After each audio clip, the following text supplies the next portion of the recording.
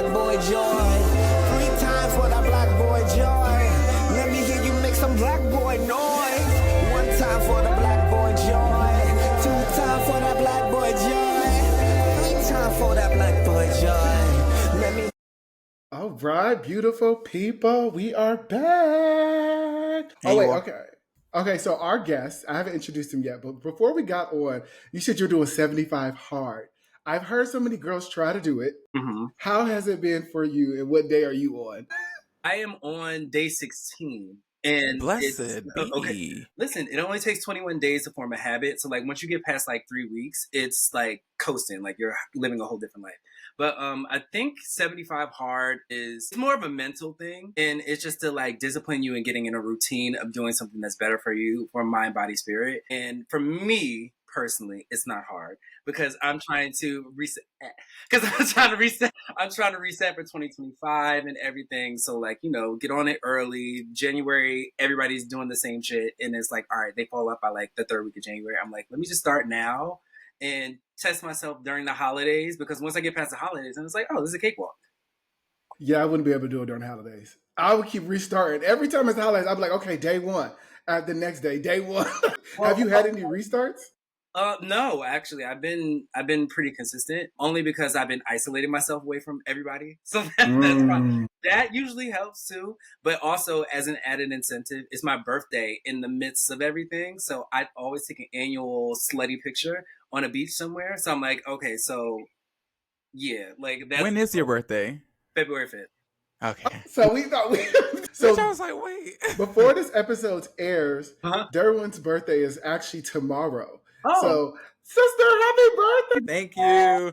Well, I'm super inspired. So maybe like a week or two ago, I was laying in bed and just thinking about like the things I did not accomplish in 2024. And I thought, wow, things should be really different for me next year. What are some things that I could do? And I thought to myself, I would like to be sober. I would like to stop. I know. Look at your face. So I think a good start could be embracing 75 hard. Hearing you say it, I think was like, oh yeah, I guess that would, if I tried to do that, that would be right in alignment with what I'm saying I want to do next year. And I've given that considerable thought. So I'm gonna look into that. Yeah, like it's more of a lifestyle change. So it's not necessarily just your body, just stop drinking. It's like what books you're taking in, like what energy you're bringing in, like disciplining yourself to. It's the whole thing. A whole reset for everything. So like, you know, what I did was like a week and a half, not a couple weeks, a week and a half before I started, I just mentally prepared myself to be like, hey, I'm not doing this. Hey, I gotta say no, a hard no to all this stuff, because I have a goal that I need to attain. And then I also just want to be better. So, you know, because I'm going into year, but also as we get older, things get harder. So I'm like, okay, Sure. Let me just mentally prepare myself to do these things, because I want to take everything up a notch too. So yeah. I'm going into year 30. So it's like, I'm like. When's your 30? Yes. Okay. Congratulations. Happy birthday. Actually, I'm just turning 30 tomorrow, to be exact. Hey, I am 30, so I'm like, we on this page. But actually, really quick before we get in, to our listeners, me and Derwin actually got a chance to see each other a couple of weeks ago. I actually was in New Orleans for work. So Derwin is based in New Orleans, Kyle. Well, the guest knows. And got to actually grab drinks and connect. So I was like super excited to see you. When was the last time we seen each other? I know. The last time we had seen each other was in 2022. We were at a bar together in December of 2022. So it had been almost 2 full years. But then I was at your apartment in May when you were out of town. So oh yeah, so you got it. Okay. I was like, when I see, but it was so cute to see you and like show me around a little area. But that bar, shout out to Night Blossom. What was it? Night Bloom. I knew you weren't gonna remember what it was called. I was close. The thing about me is I really love a dark, sultry environment. I get really overstimulated, so I can't really do large crowds. Renaissance was difficult for me. So when it comes to bars, I like them dimly lit. I love smooth R&B, like just something really soothing, and I want wine. And this is like a perfect place for that. So I was like, yeah, we're gonna go there. And it was really great to see you. I was I mean, like the fact that we instantly fell into kikiing was really delightful. And I hope that I will see you again very soon because this long distance is, I know that we're like good through the camera screen, but bitch, we need to be in each other's faces, you know? We met. We used to. We've been sisters for a while. So the fact that we hadn't seen each other in a minute was like But I love that when we came together, everything was good. But y'all, we got to introduce our guests. We don't want to be kikiing like this the whole time. But before we get into our guests, we have to do our wonderful introductions. What is up, everybody? It is your boy Lord Devery, and I'm Derwin King. And welcome back to another episode of That Black Boy Joy, where we create, maintain, and hold space for Black boys to be themselves and so much more. And as you all heard earlier, and also when I said their name, we have a guest in the building with us. We have Kyle Price, aka KP, in the building with us. Kyle, welcome. If y'all hear that's my dog. My dog wants to make a cameo too. So like, please show us. Probably pick him up. Show the dog. Oh, come here. He needs a hello too. Yeah, because you want some camera time. You wanna sing. You wanna make a scene. Oh, okay. The dolls deserve their tens, baby. Now he wants to run. Okay. Oh, bye, Charlie. Oh my gosh. Hi, y'all. Thank you for having me on. We're gonna give you your flowers. You all, we have a guest in the building. We have Kyle KP Price. He is the host of the lifestyle show Make It Happen. Make It a Moment. I am so sorry. Make It a Moment. See, the dog messing me up, but I had it right. Grace, she's amazing, and you get some. Yes, Make It a Moment. He also works alongside the Quintessential Gentleman, and he also is an actor. Was an actor on my favorite hit show through Slate TV, Love at First Night, and we are super excited to have you in the building with us. How are you feeling today? I'm good. What's going on? I made it to the end of 2024. Can't complain. Did some things. Lived my life.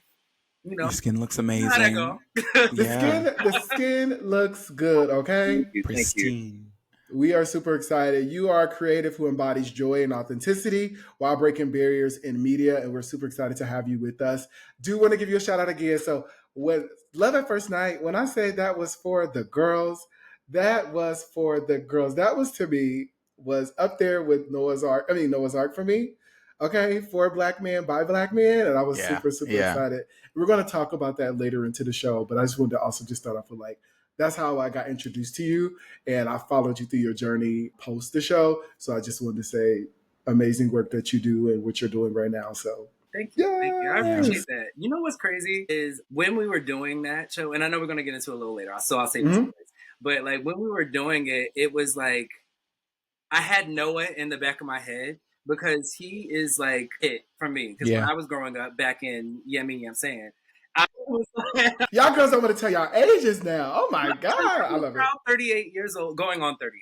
So no, you're not. You're a liar, and the truth ain't in you. Born February 5th, 1987. I was growing up, I was like a teenager when Noah's Ark came around. And I'm like, you know what? This inspired me so much. And I know, I want to tell my story at least authentically through, a show. And I know I want to be on the show. So I'm like, how am I going to do it? And then just by happenstance, we did Love at First Night. And it was like a labor of love and, all the love, gay shit, all that. Yeah, but it was lovely. But I'm just happy it resonates with so many people. So thank you so much for that. Yeah, it was really dope and super cute too. I really enjoyed it. Thank you. So we always have to ask our guests this question. It is, what does Black Boy Joy mean to you and how do you embody it? You know what's funny is my evolution over time. Joy it's not one thing. It's something that you create. It's something that you foster. It's something that you just carry with you, in a vial on your necklace. It's literally something that you can transform every day. Because what brings me joy today might not bring me joy tomorrow, but it's always the essence of what I've always been and what I've manifested it to be, But I try to capture the moment, be in the moment. Remember, I am the moment, and that always brings me joy. So that's why I'm that girl. Yeah, track one already. Yeah. but just finding reasons to smile, finding reasons to connect with people, finding reasons to amplify voices, and just doing shit that you love. I love that brings me joy. In the midst of everything, just finding a little pocket of happiness and just maintaining it. I like you. I like that. That was nice. No, I enjoy that. You're like multi hyphenated. And I think that you have to figure out how to find joy when you are creative that is in so many fields of realms, or also maintaining all these energies that are coming to you and you're putting out. So I think that like finding that joy and being authentically you is how you're able to stay booked and busy and also be able to like navigate these spaces. So it's like amazing to do that. But I do know, since you are multi hyphenate, I do want to go into like acting and entertainment first. I know Derwin is also an actor as well. Shout out to my I feel sister. it She's on your spirit. I was like, when are we gonna connect on that? Yeah, so I would love to hear about your beginnings in entertainment and acting, and what that journey looked like for you, both in the beginning and how it's kind of transformed. Well, for me, I'm always very clear about what I want to do, and specifically how I want to do it. As far as acting goes, I've always wanted to do commercials, which I'm doing now. Yeah. I've just, since I was young, I used to always just like practice commercials in the mirror, getting my cadence and stuff like down for everything. Never had any formal training, just taught myself to do like everything. Be very, very aware of like expressions, how I'm gesticulating, how I'm doing all these things, but then also very clear about like what my lane is. And then once I knew that and had enough courage to do it in the way that I wanted to do it, I just did it. Like a lot of the things that I do is just be like, fuck it, I'm just gonna go do it because why not? so what specifically made you lean into commercials out of all of the realms of acting that you have done? Well, I'm an all-American kid, so I just love like I just It's love like commercials. I love teeth. it's camp. It's camp is like my thing. I love camp, and I just like love the short little pockets of just being on set and doing all these things, and the energy that it creates.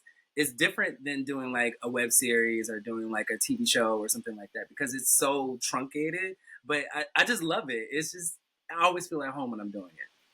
You have the Yeah, face. Like when you look at you you, do. you have that commercial Yeah, give it energy. to The when all. it's like, it's the smile. It's like Thanks. when I watch it, I'll be like, I know these motherfuckers be annoyed with all this smiling or fake interactions, but some girls, the girls be liking it and they make it work. Ooh, let me tell you something. It be some 10-hour days and you gotta turn it on and off and on and off. And I'm like, okay, all right, but as long as the check clears. I was gonna say, I know that commercial money is hitting. The commercial, Did you get your Macy's deal? Shop now. you know what it was? The commercial that I always practice in the mirror. It was clean and clear and under control. It was like every time. Like I said, I knew it was going to be a skin thing. I knew it was going to be a teeth thing. It was like going to be like one of those things. So I'm like, let me just get this all American boy down. But then also the voice over stuff. So like, you got to condition yourself to do it. But then also Yeah, do it on camera just to see yeah. what you're giving. Because in your head, it can look one way, but another way it can look like, what the fuck are you doing? But like, that comes with time and practice. I am loving this. I think this is the first time that I have met someone who's found such and I don't know how to call it a niche, but such a strength in commercial. I think I need to talk to more actors. I met a lot of theater people, and some film people, but I don't think I've met people, or at least had conversations about people thriving in commercial in this way. And it's really dope because I can totally see exactly what like skills you really have to fine tune for that, and that's really dope. That's really really dope. It's very specific, and it's Yeah, theater is it's being big. It's being yeah, like projecting to the cheap seats and like yeah. all that movies and all that. It's certain nuances and cadences and stuff that you have to do. But it's the same thing with commercial. Like you're still Commercial. acting, but you're also having to invoke an emotion. Like I'm not getting the same type of cast for everything, so you have to just be very aware with yourself, be very aware of what they want from you because it's like, yes, it might be good me doing this, but they don't want that from me. They want this Mhm. Yeah. from me. And then also like just knowing how to turn it on, turn it off, and like just, pocketing your energy and then just delivering. So, I get it. Usual. You said you've always wanted to do commercial. When did you start? That's funny. A great story, actually. I was working in corporate until about 2018. And that was a day I was like, I hate this shit. I don't want to do it. Like, fuck it. I was working in advertising and marketing. It's parties and Yeah. all that shit in there. I'm like, it's great until it's not. But I'm like, okay, do I want to be in a cubicle all the time? Do I want to do these things, office politics, all this stuff? And I'm like, no, not really. So I prayed And I'm like, okay, Lord, I know I want to do this thing. Mind you, this was in the midst of Love at First Night season 2, like right at the tail end of that, and we were in ideation for season 3, and it just took like a little bit of a gap. So I'm like, all right, well, this show is popping off, but also I hate my job, so it's either is it going to be Uchi Wally or One Mic with where you go? What we doing? What we doing? What are we doing? Is it baddie shot a clock? Are we securing over here? And I was like, you know what? Fuck it. Let's baddie shot a clock. And by the grace of God, one of my friends who lives in South Africa at the time was like, hey, we're recruiting for my agency. Do you want to be a part of it? I was like, absolutely the fuck yes. Look how God will do. Because look how God will do. He'll do it. And I'm like, I don't know how the fuck I'm going to get over there, how I'm going to do any of this shit. But I was like, you know what? I'm going to take my last paycheck, go over there. I had a 3-month visa and just live and do and take a chance at it because I'm like, so you went all the way there. Like, and I did it. And that was the best decision I have ever made, just to come out there. That's where I also learned like super campy commercial, like out there. Cause they're Americanized. I was in Cape Town for like, yeah. And they're super commercial Americanized, like very, and all that. And it's not, and Americans, they like a little bit of rough edge or whatever. Like, all right, let me learn the basics over here. But then also I know how to be an American because I'm American. And then just meld both worlds. But like, yeah, 2018, excuse me, that's when I started. And here we are. Wow, look at that. And so how did that get you to, what was it like when you got Love at First Night? Well, Love at First Night was a little bit before I did that. Love at First Night, I actually got directly casted because my friend Terry Torrington saw me in another web series that I did before called Quarter Century New York, where I was the gay character, typecast. Surprise! Woo! But no, he saw that and he was like, I had this character in mind for you and I want you to do it. Like, you are the for sure person that I want to play this character named Spencer. Like, Spencer is you. And I want to center it around you with everybody that we have. And I was like, okay, sure, why not? Why not? Me, the type of bitch that I am, if I'm going to do something, I'm going to fully commit to it. But then also, if we're going to make it a thing, let's make it a thing, right? So we did the whole audition process to find the right partner, whose name is Jaden on the show. We went through like at least 6 different Jadens. And mind you, the screen test was me laying on a bed, like giving intimacy, like in the audition process. So I'm like, do I like this nigga? And I could pretend that I like this nigga for a whole series. And is it convincing? Because it's like, yes, if we're aesthetically pleasing, okay, cool, that's great. Kudos to you, bitch, whoop whoop. But also, we have to sell a relationship because there's so many people looking for representation in queer media and Black queer media. And I'm like, if we're going to do it, let's do it right. Let's be authentic to how the beats are in our everyday lives, how we talk, how we communicate, our traumas, our triumphs, how we love, and just realizing that we're not all a monolith.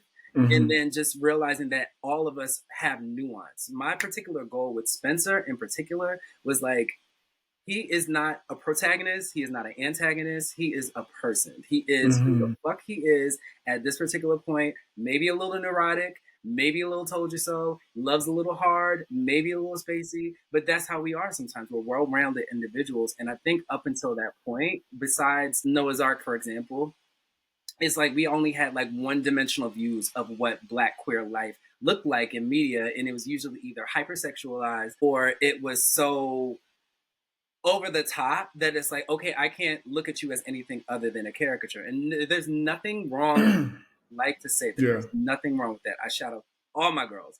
But for me, I'm like, okay, how do we showcase a 3-dimensional view of what this life looks like? So it makes the viewer look like they're a fly on the wall, not only to our lives, but to their lives as well.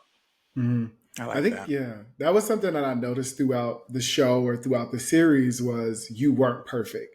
Spencer was someone that there was moments where you enjoyed Spencer and then there was moments where you were like, what the fuck is Spencer doing? Absolutely. But I think that made it more human because I think for me, there was moments I was like, is this Kyle or is this Spencer? Like when you're able to merge those into those type of spaces, I think it's helpful because it detaches it from a show and actually like it is a reality. So I do want to see know your thoughts about like navigating you and your queerness in the entertainment space, but also like how did you navigate other spaces outside of that too? Like what was that for you in those upper rooms? Do you always typically only choose spaces that you have to be the queer character, Yeah, or because you said typecast. will you look for other opportunities to challenge that for you? I let the roles come to me. I don't put myself in a box. It's just I am who I am. Like my queerness is not my identity. It's just a part of my essence. Like yes, Mm. I like niggas. Me too. Cheers to a Like, girls' weekend. but also that doesn't limit what I'm capable of being. I can be a brother. I can be a sports enthusiast. I can be a husband. I get many mixed women and mixed babies for all these commercials that I do to make the perfect, commercial. Mm. Okay, the agenda. I saw that, and I was like, "Oh, you better sell it, Daddy." Okay, yay. You know what? Clock it. Range. But no, I don't just try to navigate in queer spaces, but I do want to shine a spotlight on queer spaces because my time and experience on Love at First Night showed me how much of a lack there is, how much we need to have certain conversations on this, but in an authentic way, in a way that isn't just so like stiff, rigid, stereotypical. Yeah. It's like nuanced, and that's why I'm like, all right, well, let's. If you want to make me the queer, let's challenge what this queer is given. Okay. Let's see it be something other than because like aesthetically pleasing, humbly speaking, like, and we're all aesthetically pleasing. That it's like, all right, well, it's going to draw them in because it's something around sex, and you want to, get drama and all that. But it's like, what kind of layered drama are we having? What kind of layered conversations are we engaging in? Like, how can we build a world? How can we build a community? Like all that good stuff. If I'm doing queer media, Black queer media specifically, all that other shit, cut the chat, and I could be whatever the fuck you want to be. I love how thoughtful you are about this process. I think that's really affirming for me, and it's nice. It is nice to know that people understand the kind of weight and responsibility that can exist when you are portraying roles that aren't represented very often. I mean, we don't all have to do that. And so like I think to your point earlier about the caricature thing, like yeah, like you can have characters that are just like super fun or super like entertaining in that way, and that's fine for them to have that, but we do need a balance because we know how media affects people's perception of human beings. So I appreciate that you're intentional and thoughtful about that process. Thank you. I appreciate that. But also I'd like to add to that, I don't do things for people to understand what we have going on. You know what I mean? Because I'm not trying to convince you of my humanity. I'm not trying to convince you of my personhood. I'm not trying to convince you of my experiences. I'm trying to reflect my experiences and let that be authentic to whatever I'm doing. Because people will believe whatever they want to believe because they see life through the lens that they see it. So like whether they look at the caricature, whether they look at the person, they interpret it however they see fit. So like I'm intentional about how I navigate through everything that I do, being the person that I am because I am who I am. I am who I am because I am who I am. Shout out to Nikki. But okay. It's like I'm not trying to shout out to the Barbs. I don't want no smoke. I am not one. But also, shout out to y'all. But no, I listen. You ain't got no. We ain't them girls over here. So I know. And I don't want them attacking me. I don't want no smoke. But no, it's not about convincing people of my experience or my personhood or anything. It's just reflecting that this is all that comes with me because I am a person first. These are my experiences. This is how I love. This is what my community looks like. This is how we operate. And if you want to visit or tap into this world, then you need to understand that it's this experience, not just a surface level understanding of what we go through. Because being Black, being gay, going through all these things it's intersectionality, and it needs to be intentional because a lot of different boxes need to be checked to get the whole experience. Yeah, I think that's a great point that you made about like however I present or whatever's going to happen, people are still going to have the perception, right? So I am not the caricature. I am not the example. I am just one of those individuals in that space. And I think that's very helpful and nuanced to think about because there's going to be people, there's going to be a moment where there's going to be, this is the gay look. This is what the aesthetic looks like. And I think in the 21st century now, we are starting to look and notice that queerness is not what it used to look like during the Noah's Ark era or things of that nature. So we're now being challenged in that notion of what queerness looks like and how can we show a variety and versatility in those characters. So I think that's very helpful in that space. But I do want to pivot to your show, Make It a Moment, because I think that that is something that is your baby and something that you birth. So I do want to give you your flowers and give you the opportunity to just tell us a little bit about your platform with Make It a Moment. Well, first off, thank you. Like my head, it's full of gas right now. We gas up. Listen, if you do not know that, on this show, we tell our guests we want to create a space where you can have your flowers and you can also brag or feel comfortable, because we're not always in spaces that allow it. So we want to do that. Specifically with other queer men, it's always sometimes a challenge for us to be not in competition, but in collaboration. We definitely believe that over here on our podcast. So just thank you, but also you too. Absolutely. Yeah. And that's actually the reason why I started Making a Moment too, because I think about everything that I experienced with Love at First Night, but then also in my everyday life, how my relationships help build, help motivate, help push forward to go to greater heights, to allow people to feel every emotion under the gamut. And then also thinking about the unique experiences and get in the talks that I've had with these people that I, one, admire, to champion and everything, giving them a spotlight to give them their flowers, but to also give context on who they are. And to your point, I operate under the same moniker of like, it's not a competition, it's collaboration. Like, because listen, it's not me versus you, it's us versus the problem. Okay. And the problem is there's not enough of us on every level talking and sharing our experiences authentically without feeling like we have to compromise who we are to be palatable to an audience that doesn't necessarily want to understand us, you know? Say it again. So also making that moment is making a moment. What I define making a moment is that unique experience that you have that you can't recreate anywhere else. So like, I always want to embody that experience of like, when you go out after the club, when you have the debrief the next day, like, child, we did all these things. It's a certain kind of talk. It's a certain kind of nuance. It's a certain kind of like, if you know, type thing, creating that atmosphere. And that's the moment. And it's like, you're talking to us. You're creating this moment with us. Like, it's like, yeah, I know you do what you do, and that's great for little yin yang yin around the house. But I want to know, okay, I'll just be singing in the background. We know these. Listen, we the girls that know. Okay, the girls that get it, they get it. We see each other.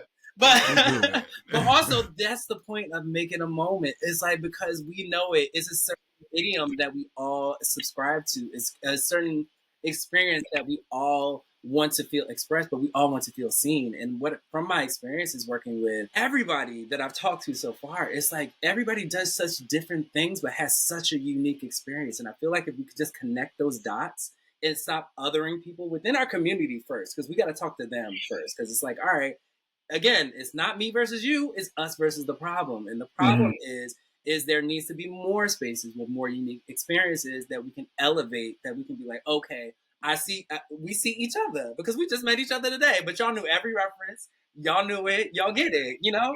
So like that's the main goal. And for me, because this is my baby, I'm taking my time with it. And I've also been asked, like, why aren't you constantly doing shit? Because I don't need to.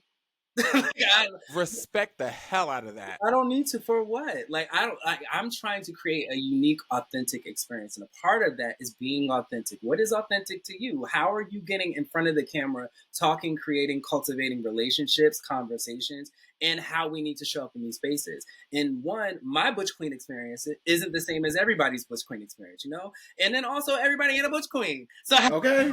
Shout out to the femme queens. Right. Shout out to the femme queens, the trans girls, the trans men, like the non-binaries, like everybody. And it's like understanding that our lifestyle is a spectrum. So a part of making the show is getting in the streets and talking to the people. That's the thing. I think that's where a lot of people miss the mark. Is like, yeah, we're kikiing with our girlfriends, but who else are you kikiing with? Are you only kikiing with girls that are the talented 10th and you see them all the time? Or are you talking to a homegirl down the street that's trans and clockable, but you don't want to hear their experience? Or the person with HIV who needs to understand that, like, all right, well, this is how I live with it. This is how I express myself. Like, understanding that if you look to the left and the right, it could be them too. And then understand, how do we have this conversation? And that's how you create authentic moments being based on authenticity. So I'm just taking my time with that. I think there's a sense of responsibility you develop when you do that. When you start communicating with people who aren't like you, that you start being more involved. If you're in touch with your humanity and feeling some sort of empathy, you then see your responsibility and role in community, right? So then you can't laugh at the jokes that your other friends make about these clockable girls, or the dolls or the femme queens or the butch queens or anybody. Like you start being aware of their experiences and how, and in your own, I guess, privileges within these communities. And then it's like, oh damn, I actually have to take interest in somebody else's experience. But you know what that is? Growth. Okay. It's growth, but also understanding that, like, not even just clockable girls are like stuff we keep about every day. It's like, it's real life shit. I'm 38, about to be 38. It's like, okay, well, bitch, do you want kids? Yes. Yes. Do you want kids? Getting older, what does commitment look like to you? What does intimacy look like to you? Do you want to get married? Do you want to adopt? Like, what is the adoption process? Like, what are our rights? Charlie, you want to be up here again? Sorry. But like, it's a lot of layered questions. And then also, who are you listening to, the forefathers that came before you? Because understanding that their experience shaped the space that we're in today. And then also, how are you going to leave that legacy for the generation that's coming behind us? So how are we bridging gaps? How are we reconnecting? Because also Gen Z behind me, they are more internet savvy than I am, and they know how to build things. But yeah, you know how to build it, but you don't got the experience. So it's like, how are you connecting with these people in a way that's authentic? How are you being emotionally available to these people? How are you inviting people in? Is it only people that look like a certain way? Do they have a certain follower count? Does that person's story not matter because they might not like them? Like, are you looking at perspective? Like, also, when the tweets get outside of your, how are you handling that conversation? Because if you're getting on a larger landscape, then you have to understand that it's like, all right, not everybody's gonna know what you're talking about, because this is a niche within a niche. And once it gets outside of the niche, how do you navigate the conversations? Do you have patience to deal with people who have questions on your lifestyle experience? Do you have enough wherewithal to say, hey, I don't know, and I'm looking to learn with you? Or call somebody in that does know what they're talking about and be like, okay, well, how do we learn more about this and expand the conversation in a way that's healthy, but not feeling like I'm a know-it-all if I don't know it all. You know what I mean? So like, it's a whole bunch of nuanced questions that you can ask yourself as you evolve. Like, yeah, it's cute. It's cute when we kicking amongst girlfriends, but once it gets outside of that, what kind of conversation are you having? Not only with everybody else, but with yourself, and how you want to evolve and see things evolve, you know? Were you about to say something, Derwin? Because I was that was lovely wisdom. I appreciate it. Yeah, no. First of all, this is a wonderful insight for us and our listeners. I think this is refreshing and helpful, because I think that's always the notion in our community. Sometimes we only want to connect with those people that are of the upper echelon, or that access, specifically when we're creating content, right? When we're creatives, we're only trying to get to the people that have names or have this connection and following.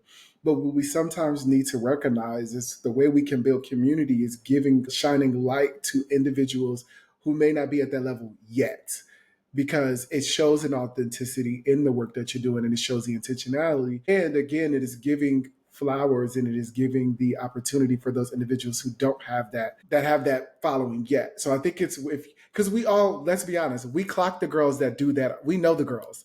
We like, girl, we know you only going to choose those girls that have a certain amount of followers. We discern. But will you get with the girls who don't have them yet?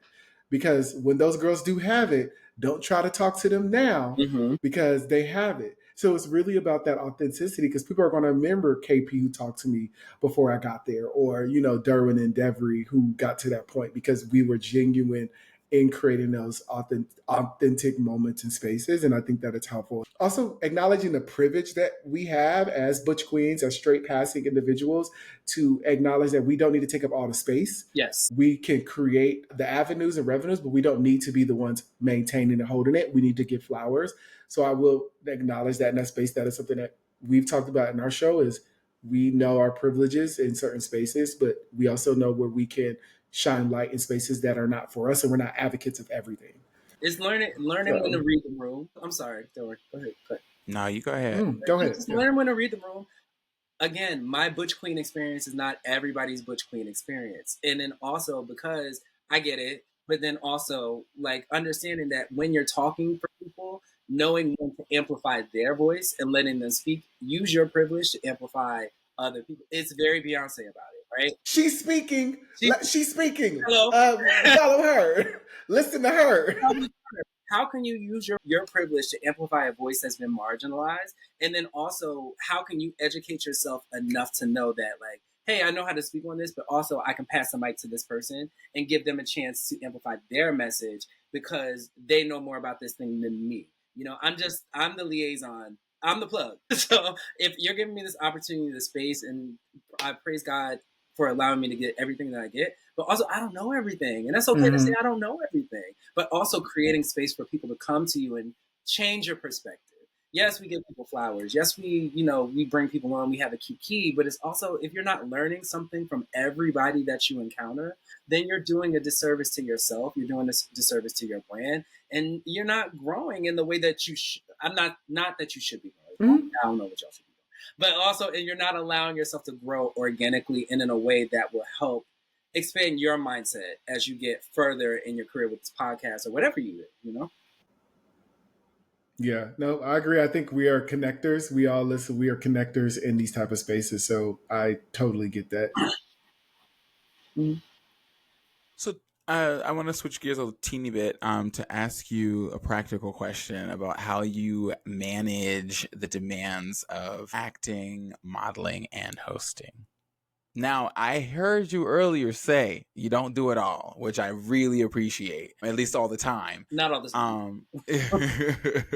So I'd like to hear more about what some of those boundaries and what that managing looks like for you. I am, again, very intentional about everything that I'm doing. Like, you just have to be after a certain point. Like, you can't just do everything. Like, I'm from the Northeast. I'm from Jersey, but Jersey, New York, all that good stuff, right? We call that mixy. If you being mixy, yes. We know that. We know that over here. If you being really we use that in New Orleans, you will. We DMV. Really, if you're being really mixed, you will just like burn yourself out trying to be everything for everyone, doing all the things to prove that you are doing something. Yeah. You know, okay? And it's like, you know what? You have to realize, like, one, what you're given. Do you fit in this particular realm? Does it make sense for you and your agenda that you're trying to do? And then also, how much capacity do you have to do this thing? Because you don't have to say yes to everything. You know, it seems like that might come with age because when you're young, you feel like you have so much like expendable.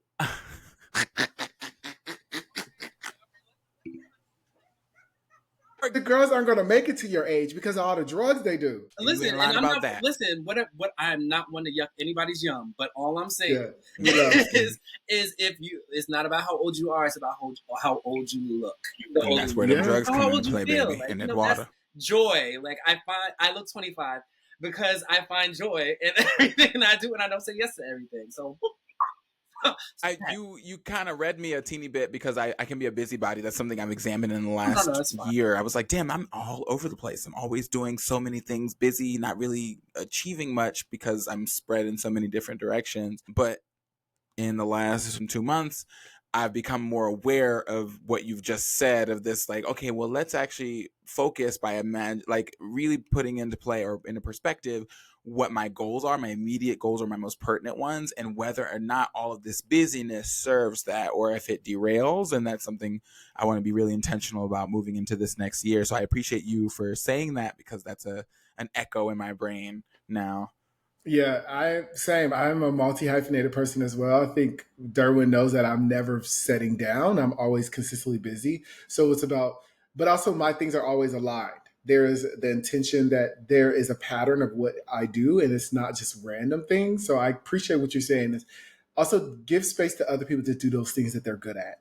That's a good point. That's what it is. It's like, if you know you're not the person to be on a panel with trans women, give the space to a trans woman or assist that, or, don't always feel like you have to be that face because, again, you will be burnt out, you will be fatigued, and it will not come off genuine when you are consistently doing things that you shouldn't be doing or you're trying to spread yourself thin. So it's ultimately like knowing, like you said, read the room. knowing where to take knowing when to take up space, Yes. and knowing when to lead. Because I always believe that the best leaders are the ones that know how to stay behind, like lead from behind as well. Mm-hmm. Like I don't need to always be in the front, but I know when. No, and that's I don't need to be the top because I can always be a bottom. it's the verse agenda. I don't need to. That's look. That's wait, hold on. Okay, so this brings us to a very important point. With your bangs, do you one finger swipe? Is it a behind the ear situation? Do or like how? What is it for you? so mine. I go behind because mine is always in my eye. Okay, So I do this. Yeah, I'm always like, or I do this. Okay, Yeah, got you. And you right. and you get a combo with the behind. I have a couple, yeah, because sometimes, it's but this sometimes, right here, and like, but for me, it's more about like getting But the she has hair lead. here. Like Yes, I gotta. lead. okay, That's yeah. where it's Middle usually there party, for me. middle party, Yeah, just jet black. Mm-hmm. yeah. I don't want to show forehead too much. I just want to give a little bit of Okay. you know. So, okay, because me, I'm a legal action Bob. Think Okay. Oh, it's handled. stallion in that purple suit. That's my Bob. Right here, a little bit of body. It's going like this because I'm a serious woman, and Okay. and it's like okay, so I'm going like this, but also let you know, excuse me. Right. I can't hear you. Yeah. Wait, what? Legal action Bob is actually sending It's a legal me. action bob. I will say I was mad that she didn't have a bob when she was doing body for the inauguration, for when she was doing Kamala. Like I was like, what is going on? No, she needed with this inches. Kamala personally right? requested that because I'm the only bitch with a Bob here. Okay, because I'm the bitch that's talking about the business. Okay, thank you. She said you could do whatever you do, but I'm actually handling. But you know, I know for the Bob. Oh my! No, I love that. I love that. Listen, we all gotta have our signature bob. Listen, my Bob, we do. Yeah, it's soft curls. It's about right here, right above my shoulders, just with a little body sway as I move. It's like you know. Ooh. Uh-huh. Ooh. Stiff wear. Yes.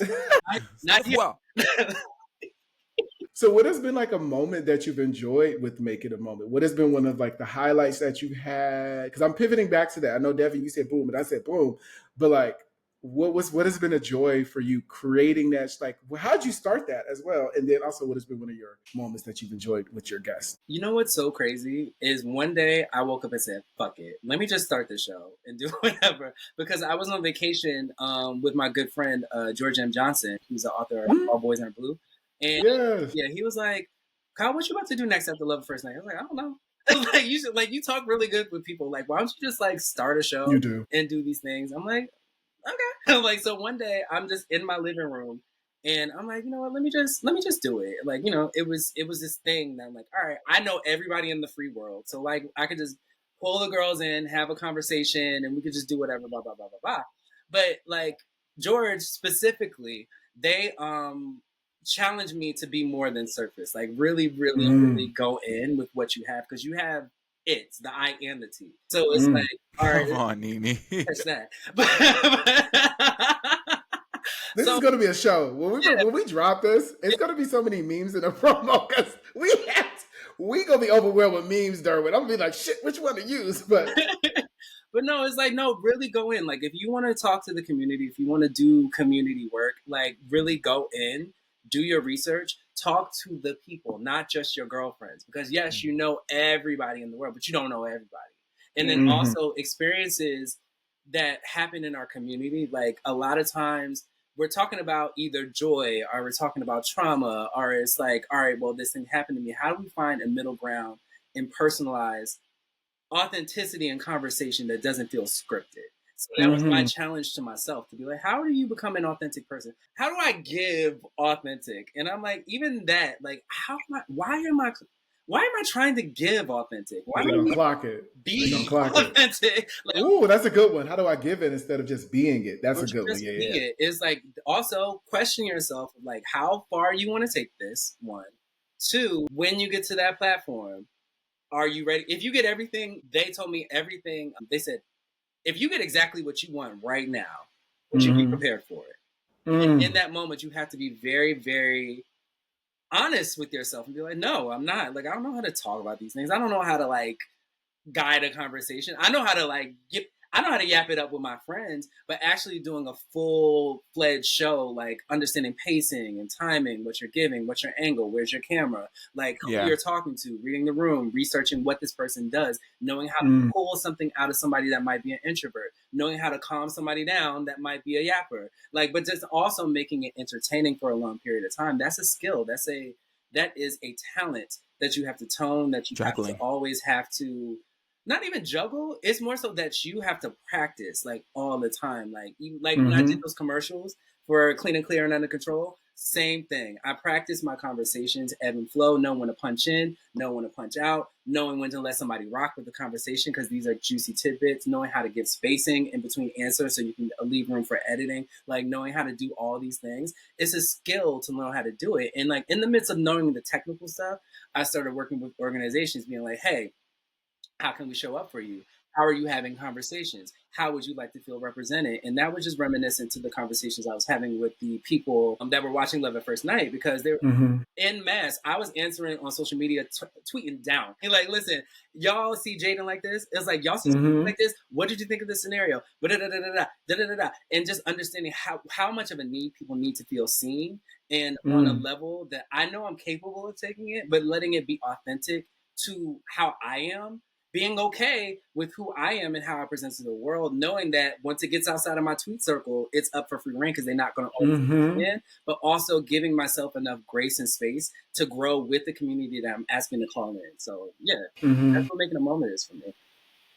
Wow. I think that also goes to like the self-worth. The self-improvement, the like work that you've done with yourself, the growth, right? Is you're exuding this confidence because you've created this person and you've built this energy and you built this identity that you are confidently able to show up as and not allow any other things to deter you in that type of space. And that's how you're able to be granted these opportunities because you've worked and perfected the identity of you. Right. Like the nuance part that you said is how can I look like I'm like authentic, just be that. I think that is the thing that some people always get tripped up on.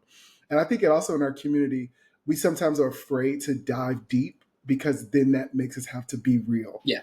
Right? Yeah. We are in a surface level community sometimes. This is what you look like, it's what you do, it's who you are aligned with.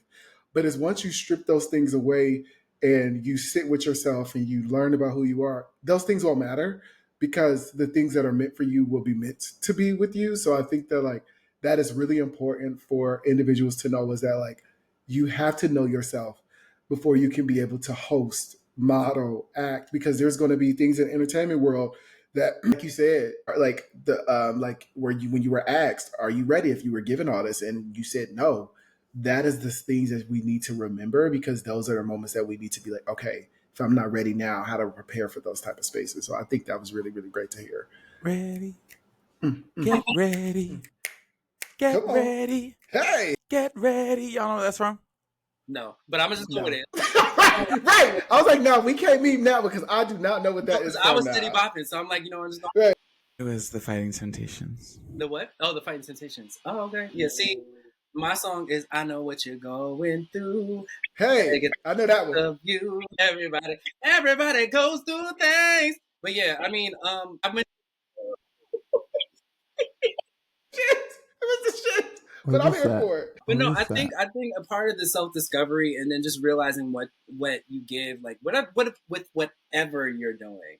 It's like, yes, we grow from things, but it's okay to not be okay with something that you discover about yourself. Like, because that's part of the human process. I'm not okay with everything that I give, and I know it's problematic and it's something that I need to work on, but it's also giving yourself grace enough to know that it's an ever-evolving thing to realize that, like, all right, this is who I am. This is the essence of who I am. This is this experience that I've been through and I'm working through it. But then also realizing it doesn't have to be wrapped up in a tiny little bow to present to the world because I'm not perfect. I am not perfect at all. None of us are perfect. As much as we want to present perfect or present authentic, it's like a real nigga be fucking up. Sometimes, like, I don't be doing shit right all the time. That's okay. But also it's great for the plot. Because like, all right, you can't have a testimony without a test. So it's like, all right, I've been tested, trial and tribulation to know that I can sit with you, I can sit with Coleman Domingo, I can sit with like Delon Burnside, I can sit with whoever because I am showing up as a person that is actualized, that is imperfect, that is working to be something greater than what they were before. And it's okay if I'm not presenting as somebody that is palatable to everybody, because I'm palatable to me. I like who the fuck I am. And that's okay. I don't have to sell myself to you. I'm selling the concept. I'm selling the world. Me, you can fuck with me or not, and that's okay. But I'm a win, so that's okay. You could be over here, you could be over there. That's good. Okay. I'm gonna get mine. That's okay. I don't like everything. You don't like everything. That's okay. But also just understanding, as long as you are okay with what you're giving, because like fame, it doesn't show who you are. It exposes who you are, and it's going to also determine like what your moral is, how you're moving, what wave you're on, and what you're willing to do to get ahead.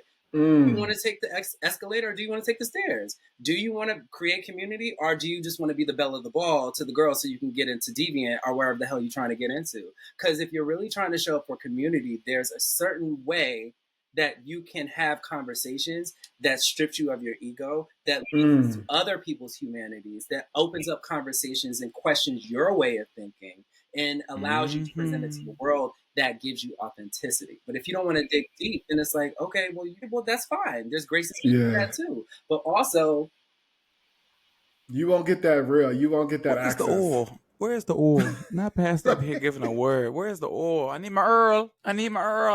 It is so true. No, that's the thing. It's like, if you want to give surface, we know how to be surface. We know how to do it. But if you want to get deep, you got to be ready for the outcome. You got to be ready for what we're going to give. So if you want to just stay on the level, hey girl, hi, kiki. But if you want to get down, we can do that. But I'm not about to do that with you if you're not ready for that. Right. Like, and you know what? I'm not. What I call that is, that's the unsexy work that you have to do. Like, because people do sexy work because they want to be gloss, gleam, fab. Everybody look at me. This conversation I'm having, I have all these numbers and that's wonderful. I'm doing whatever. But when you're talking, what are you talking about? And what makes you different than this person over here? What experience are you creating over here or doing whatever? And there, again, I want to reiterate, there is nothing wrong with having surface level conversations, because everything doesn't have to be 48 laws of power. It can just be like some bullshit that you could just throw on and have it easy breezy listening. But if we're talking about creating community, everything ain't a key. There's some real life shit that's going on. And if you want to connect with people, if you want to give people their flowers, if you want to recognize them, recognize their humanity first. Recognize and see them beyond how they present, whether they be trans, whether they be non-binary, whether it be gay, whether it be lesbian, non-gender conforming, like all of these things. Take the time to understand the community that you're trying to build, and it will show up authentically. Because even if you don't know everything, it's like, all right, they see you doing the work to understand them beyond the surface level. So if you're trying to get beyond surface level, you be more than surface level, you know? Yay! No, I mean, I think also I do want to shine light on this as the quintessential gentleman, right? That goes into the conversation that we're having, is about you being able to have those opportunities and be able to create those spaces with other individuals and guests has been helpful, because you've been able to host a lot of different spaces. You've had a lot of different variety and opportunities to get in front of these people and create comfort, authentic moments. So I do want to know, and I want our listeners to know, like, how you got into that, because that's an opportunity that like few can get, is to be able to interview celebrities or interview individuals who have this access or this wealth. So how did you get to that point, and what were some things that you've learned in that space with navigating conversations with individuals in that manner too? You want to know how the universe be universing? How do you do it? I've met the owner of Quintessential Gentleman during my time at Love at First Night. See, it goes back to Love at First Night. This is why. And I met him. He was starting Eric Keith. He's the owner of Quintessential Gentleman. He was starting his magazine when I was doing Love at First Night, and then we just ran into each other. He was like, "Hey, would you like to be featured in the magazine?" I'm like, "Sure." I'm like, why not? And that was back in 2016. And since then, the Quintessential, it's grown to be everything that it's been. And we circled back actually, and he was a guest on Making a Moment. And it was like, yeah, remember when it was like, yeah, we did whatever, da da da da. And me, I'm gonna shoot my shot every time. I'm shooting 100% 3 point. Okay. And I was like, hey, do you need people to do like interviews and stuff like that because I do all this stuff like moving forward, and he just so happened to be like, oh yeah, I need help doing these things and doing whatever because I know the next leg of my career I want to do acting, I want to do commercials, but I also want to get more into hosting work with Making a Moment, which is super niche, but then also Brand Kyle. It's like all kinds of panels and interviews and stuff like that on a higher level. So he allowed me to have the opportunity. I treated it like I treated any other job. It's very intentional. The beats that I use for Making a Moment is over here, just adapted for these people over here. But by the grace of God, I got to talk to a lot of my faves, and I'm continuing to talk to a lot of my faves. And it's not confirmed yet, but it's not confirmed yet. I can't, because we respect it. We know. But like somebody that I tweeted, I was like, I'm gonna deep dive into them. I want to interview them one day. Just got in the talks of talking to them last week. So I'm like, all right, well, Lord, I hear you, universe, you're universing. And it's like one of them niggas, like one of them niggas. And it's funny because like every interview that I've had up until this point has been practiced in just being like, all right, well, you see the humanity of people already. You know who the fuck you are. So it's like when you realize these celebrities are just people too, it makes it so much easier. And I can say this one because literally right before I got in here with you, I did another one.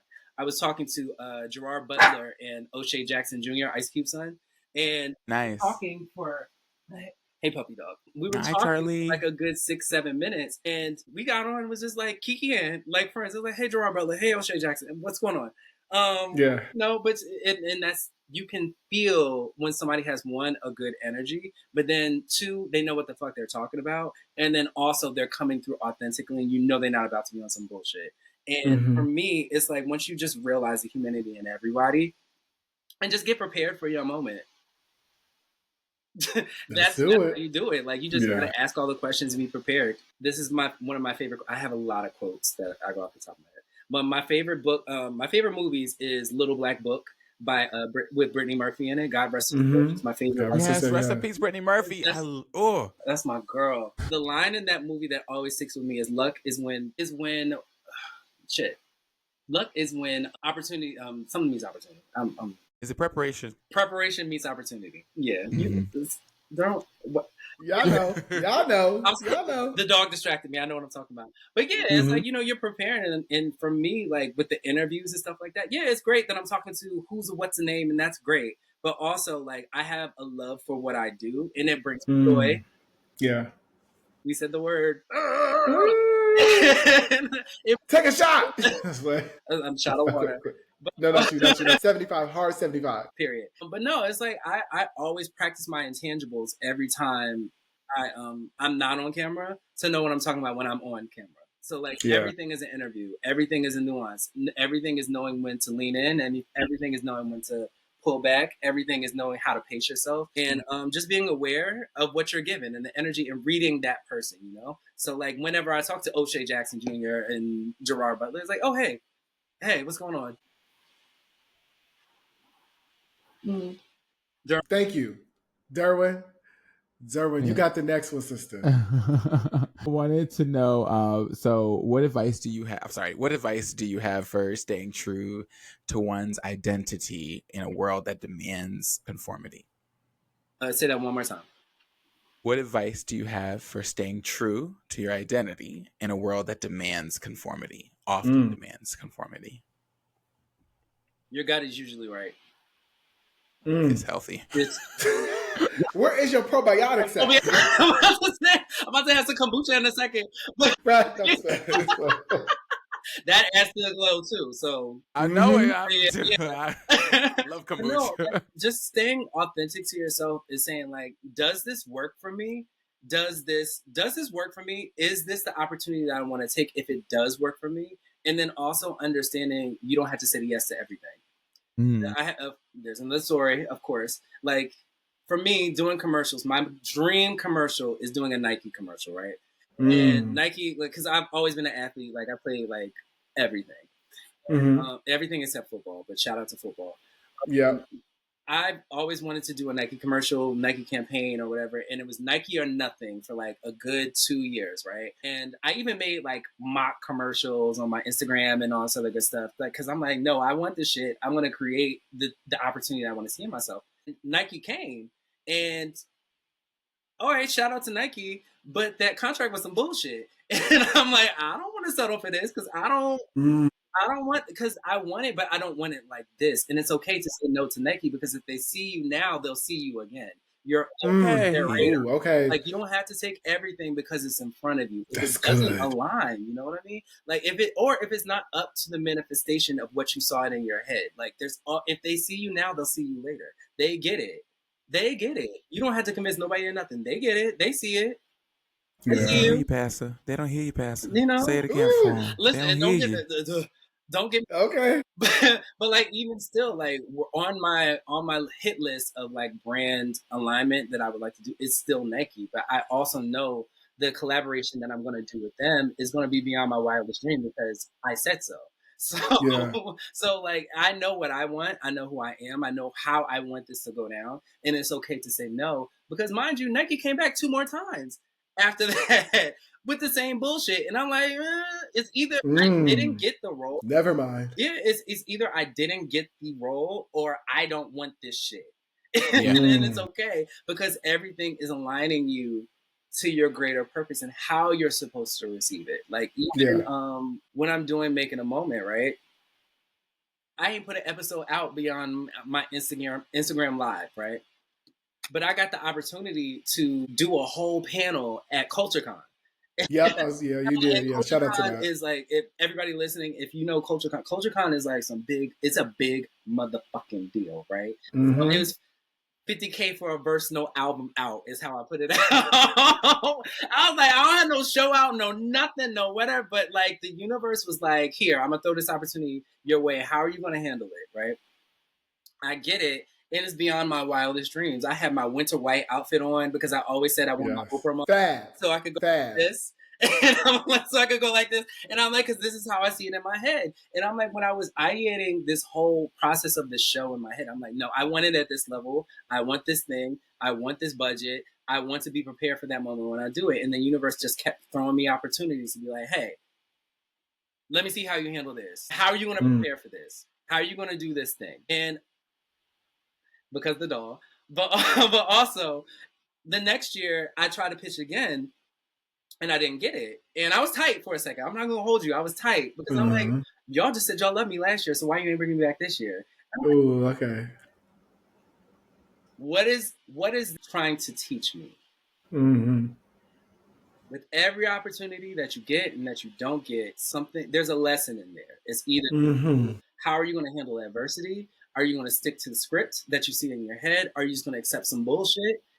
Or you get what you want, but it's not what you want, and you're settling for something and you're unsatisfied. Because you can get what you want. You can accept anything you want, but is it what you actually want? Are you taking it because the opportunity is there? Is the moment defining you, or are you defining the moment? That will give you discernment on everything and how to stay true to your vision. How much are you willing to sacrifice to get it to where you see it in your head? And it's like, all right, when you don't get what you want, how you going to act? You going to act like a rat, or are you going to bounce back? That's applicable to so many things, because you know what I'm thinking about? Man, it's exactly how I carry my romantic life. I feel like it is easier for me to apply that in that avenue of my life, but that's such valuable advice. Thank you very much. Absolutely. But you know what? That's a part of going through it too. Yeah. You're not going to sit there. You're not going to die. You're going to At survive. the end of the day, the day gotta end. But no, that's the thing. You can't have a testimony without a test. Like when it comes to love, when it comes to family, when it comes to building community, when it comes to anything. If you want something bad enough, you're going to get tested. I was tested the fuck, right? But because I know what I've been through, I can sit here and talk to you and Kia about it right now because I'm like, in the moment, I was like, I don't go through this shit. I don't feel like doing this thing right now. But also, I'm like, y'all reached out to me, and I'm like, okay, well, we want to give you your flowers or whatever. I'm like, me? What I do? I'm just operating, you know? So it's like, people see, first of all, we see the work you do. And like you said, the conversation people see the work that you do, even from when you did Love at First Night. If you notice that a lot of these opportunities came from when you didn't think people would see you, and also you being you has shown giving you those flowers. So, don't ever, because we also do that too, is don't ever be like, who's watching us? Like, there are people that are watching you. And when the time is ready and the time is right, you're going to get your flowers. But like, people are watching you. People are watching you and you don't even know it. So, you got like, and you're doing something right when they're following up and wanting to be in the same space with you. So, and I'm great, and I'm grateful for all that. I'm grateful for all of it because one, I've learned to not expect flowers from people or expect any of these things. Not in the sense of being ungrateful, but more so, it's like, why are you doing it? Are you doing it for the flowers? Or are you doing it because this brings you joy? We said the word again. Take a shot. But no, that's the thing. It's like, sometimes when you're like, there's this meme that's going around. It's like, sometimes you don't notice the level up because you're raising your bar all the time. And it's like, even everything that I have planned, because I have some stuff planned, but I have to like cross the T's and dot the I's. But like everything that you have planned, it's like, you don't even realize, like, if you look back a year ago, a couple months ago, all of these things, like all the opportunities that you have now, when you started, when you're trying to figure shit out, it's like, shit, I didn't even know this. Yeah. Oh yeah, because I'm just doing things intrinsically, and it's authentically. There's that word again. Authentically happening because the alignment is working in the way that it's supposed to happen. And you're learning everything you're supposed to learn along the way, and the benefit are the gift with purchase. With that is that people are looking at you being inspired, like looking at the work that you do, listening to the things that you say, and doing all these things, and then just automatically fucking with you. You know what I mean? And that's the joy. That's the reward. The reward isn't the thing. The reward is the process. And I know that's you've heard it a million times, but it's really the journey. It's the journey. I like it's because I have so much. It's the journey. It's the journey. And I think the journey. You were alluding to something like, one of my favorite moments for Love First Night, making a moment that I've had. I had a panel this year. I've been working with the Better Brothers of LA organization. This is going on year 2 now. And I had my first live panel for Making a Moment. And on it, I had Keith Boykin, I had George M. Johnson, I had my friends, a couple of my friends that were like doing it, right? And they're like, I just asked them, I was like, yeah, sure. Come on, let's do it. Like, let's show up and do these things. But it's also a testament of the work that I've been doing consistently for like 2-3 years. And I'm like, all right, well, yes, like the girls see it, like they see it, they get it. But it's also something that was like self-satisfying because this is my success. Like, they see that I've not only participated in something, but I've cultivated something. Yeah. And that I admire want to be a part of that. Not even the people that I admire, but people that see it, they're inspired to want to do that thing themselves. Yeah. But that's my success. Those are my favorite moments because I'm like, yeah, I can get the thing. I'm going to get whatever the fuck I want to get in my head because I know I can get it because I've done it already. Now, how are you feeding into other people to make them feel like they can do it too? That's my success. And that's what keeps me motivated. That's what keeps me going. That's what keeps me grounded because I'm a real bitch at the end of the day. Stop, real bitch. But real bitches do real things. And I've learned at the top, it's like they're not fighting to do all these things. They're not fighting to be seen this way. They're just doing. They're making space for collaboration. They're inspiring other people to do these things. I'm still so inspired by the people I am graciously standing next to now in spaces that I can authentically make a change to where more people can be seen in this particular light, right? So that's my success. Like that's a fucking moment. We're making that moment and translating that into the dream that I see in my head. Now knowing if you ask me that question, like if I got what I wanted right now, would you be ready for it? Absolutely. Because I know exactly what I'm talking about. I have respect and admiration from people that I mutually respect and admire. And I'm open and they trust me to hold the conversation. So that was my personal success story. So now like give me all the things. I deserve all the things. Yeah. Kyle, KP, first of all, thank you so much for that. Like, I think that this is helpful. This is insightful. I think this is the space that is needed. We don't want to take up too much time because we could talk to you forever, but we do want to give you the space to tell people what's next that you can talk about. What are some things that are coming down the pipeline for KP for you making a moment? Like, what are some things that you have so our listeners and others can check it out? Well, I've dubbed 2025 my undeniable year because Yeah. stop fucking playing with me. And stop playing with me. But also, it's like, I've done the work, I've done the soul searching. Like 2024 was my year of getting familiar with peace.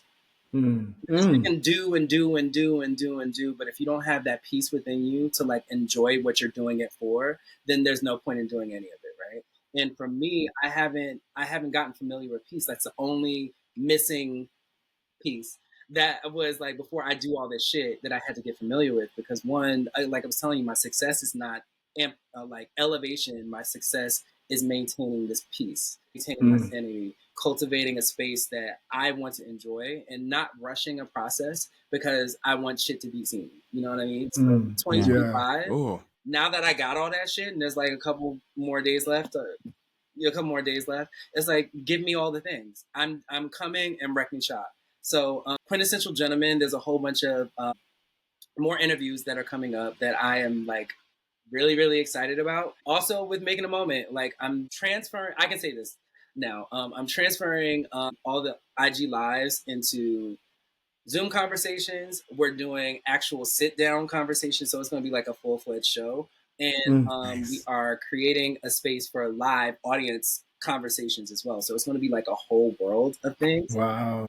I can't say this one thing, but it's like really, really big. And I'm like, I got to cross my T and dot my I first. But you'll see, just follow along. But I just feel a revamp coming with it, elevation, just clicking on all cylinders and continuing to do the things I do. Now, as far as acting, we're going to put this into the universe because I want to see this happen. Love at First Night, I'm trying to get them network. Because I've had a couple conversations, but it's just the universe yet. I have a specific thing that I want to do first before I'm like, all right, hey, yes, this whole world over here, but this original programming with this whole audience over here that's thirsting for so much more. If you take it and adapt it, make this the thing, then we can elevate it in that way. That's my dream. I'm not going to put too much on myself, but also the pipeline of everything.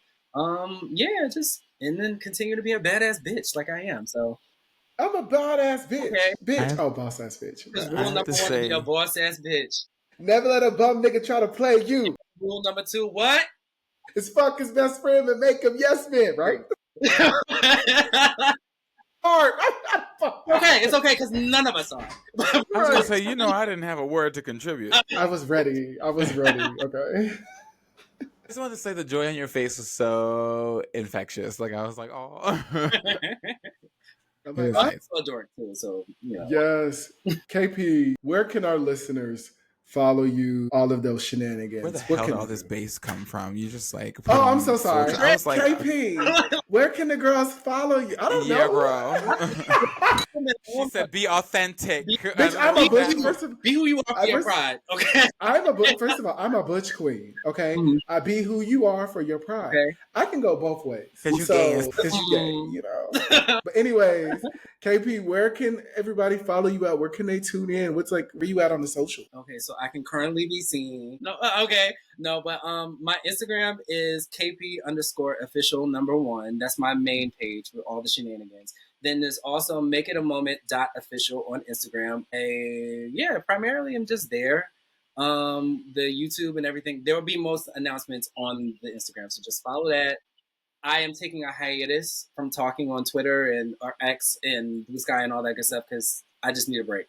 But also, same thing, same neighbor, some hood. It's all good. We love that. Derwin, where can they follow you at? You guys know you can find me on Instagram and Threads at Derwin King. That's DER.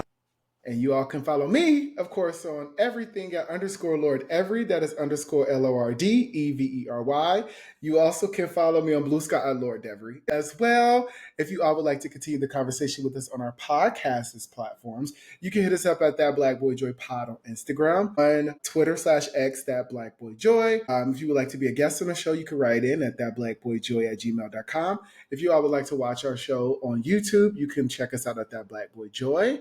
Like we always tell everybody, like, subscribe, comment, thumbs up. Please, please do that. And again, KP, thank you so much for spending time with us. We really appreciate it, and we are going to continue to support all of the work that you do moving forward. Live Fox 5. Okay. And like we always tell our guests at the end of the show, please be so in love with who you are.